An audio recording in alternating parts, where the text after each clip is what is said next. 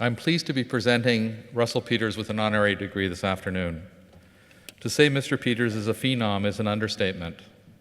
From humble beginnings in the South Asian community northwest of Toronto, Russell Peters has become one of the biggest attractions in the world. He sells out Madison Square Garden and the Air Canada Centre, as well as theatres from London to Sydney to Los Angeles to Mumbai. He was named by Forbes magazine, along with Jerry Seinfeld and Chris Rock, one of the world's top grossing comedians. And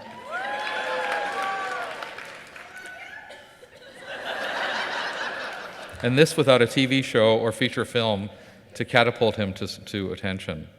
He has also performed for our troops in Afghanistan and Iraq, as well as soldiers on the USS Eisenhower. And he frequently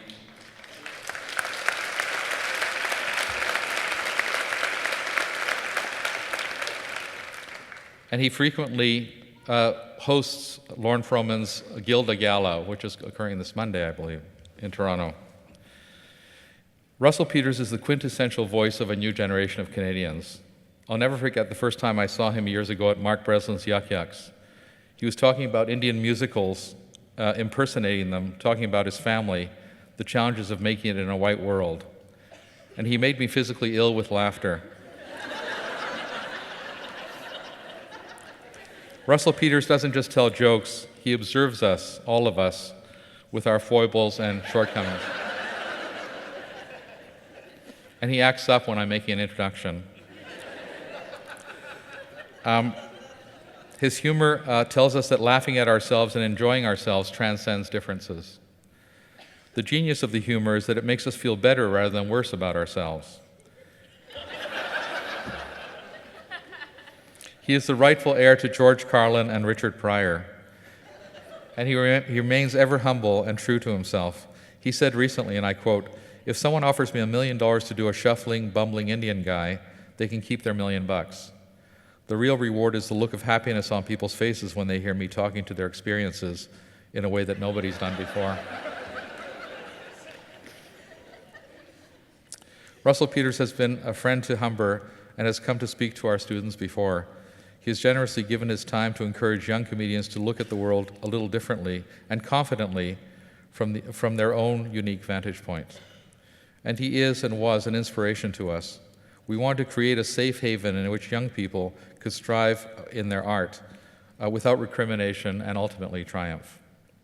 It is our ardent hope that we shall one day produce our own Russell Peters, now that he has shown the way. We are thrilled that he is back here with us today. It is our honor to be presenting Russell Peters with an honorary degree in applied arts.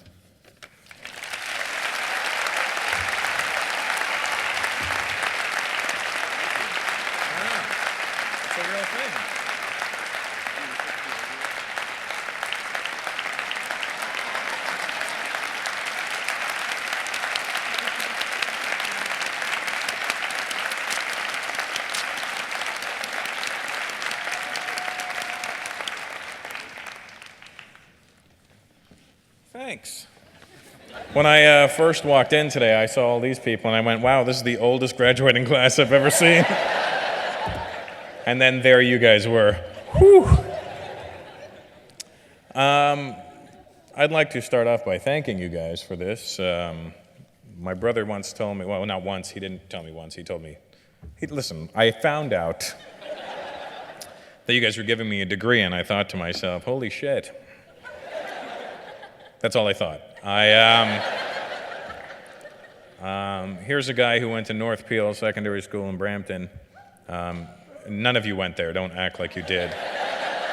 If you did, you wouldn't be here today.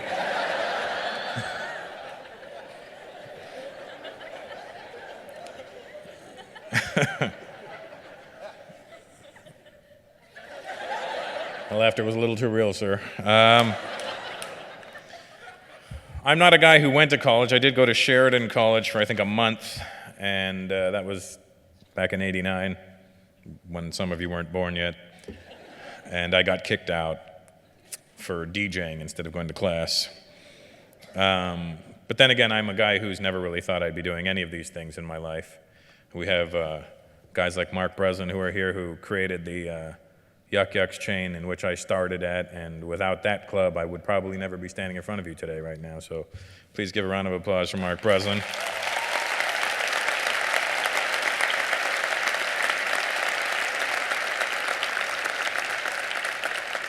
And Lauren Ferlman, who even told me I could talk to his daughter if I wanted to. That's a sign of respect, my friend, knowing what a pig I was. I started doing stand-up in 1989, and I didn't really have a goal in mind. I just kind of thought if I could make a living at it, that would have been fine for me. And if you are getting into whatever... Watch that, my water broke. This water. If you do plan on getting into the entertainment field, which I'm thinking some of you may have plans on, I want you to not get into it with the focus on money or an end game. You got to do it because you love doing it. And there's a lot of people in this business that are just doing it because they want to make money, and that's not what this is for.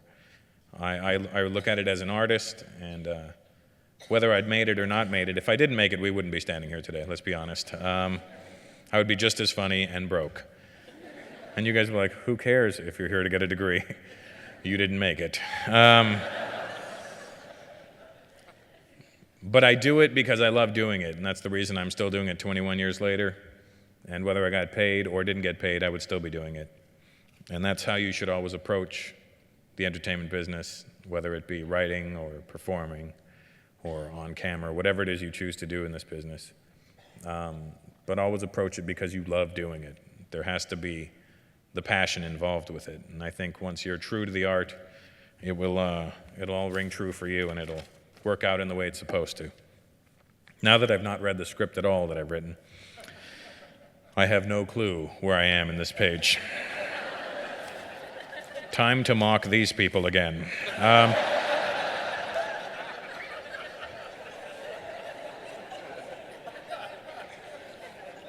I think it's great that a white kid won the Oscar Peterson Award.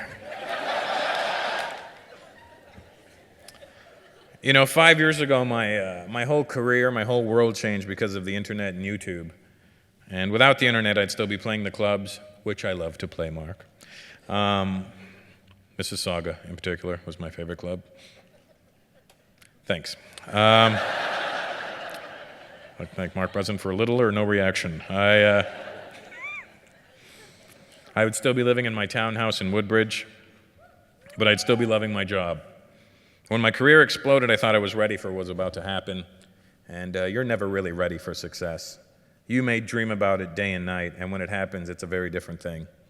It's not something that just happens and you go, all right, here it is.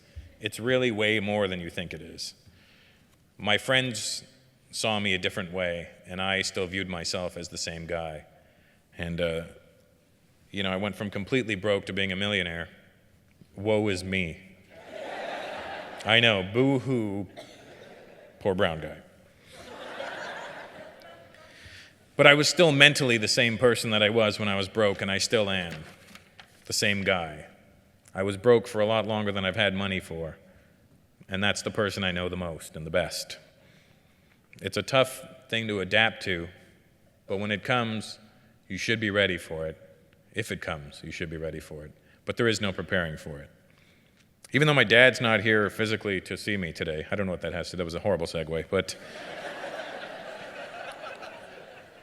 I know he's here watching me. My mom is here. She's sitting there in the front row.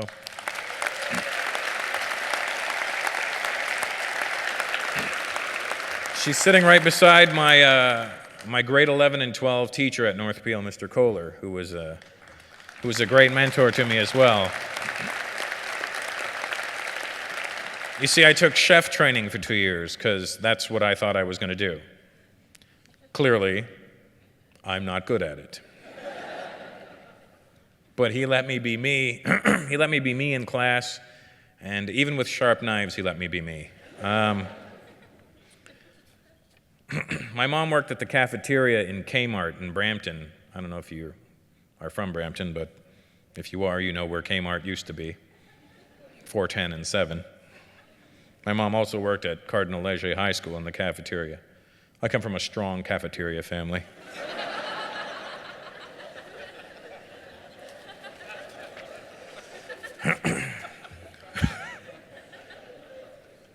Ask not. Sorry. Wrong speech.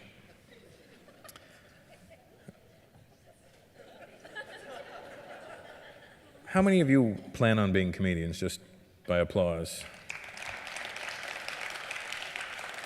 You're never going to make it. But I want you to enjoy doing it. That's what I'm trying to say. In 1992, I was lucky enough to meet my mentor, George Carlin, in Toronto. He was walking down, he was actually walking up Yonge Street, and I was walking down. It was the night the Blue Jays had clinched the World Series. And don't clap, that was a long time ago. We're never going to do that again.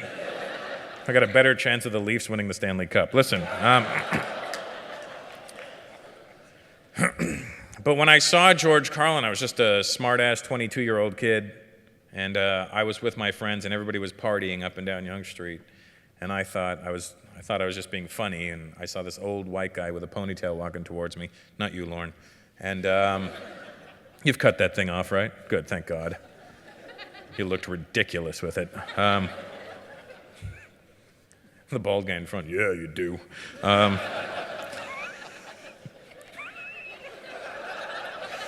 You let him know, sir. You look like a knuckle.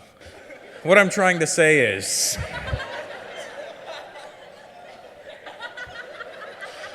you should have known better than to give a smart-ass comedian an award.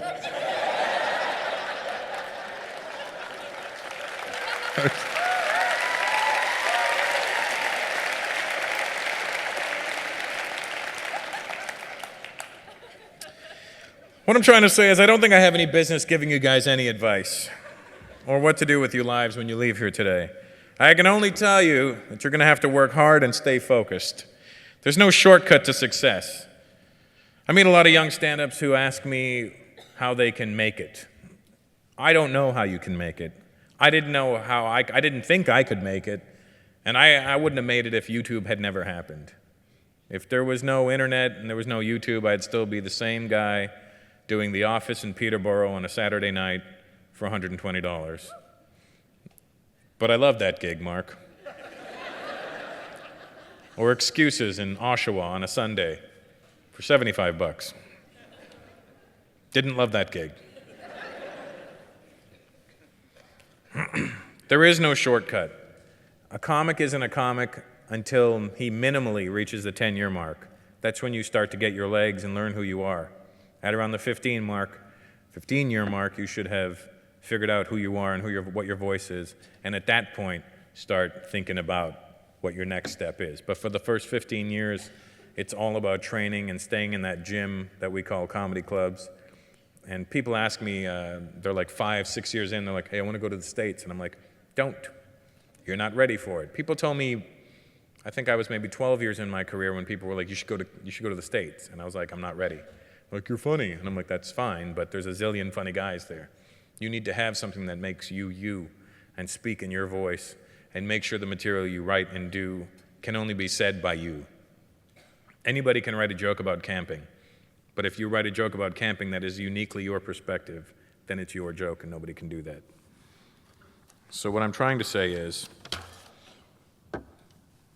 I don't know what I'm trying to say. I've totally gone off script here. What I'm trying to say is I have the luxury of picking and choosing what I do now, and I hope that one day you will too. Congratulations and thank you very much.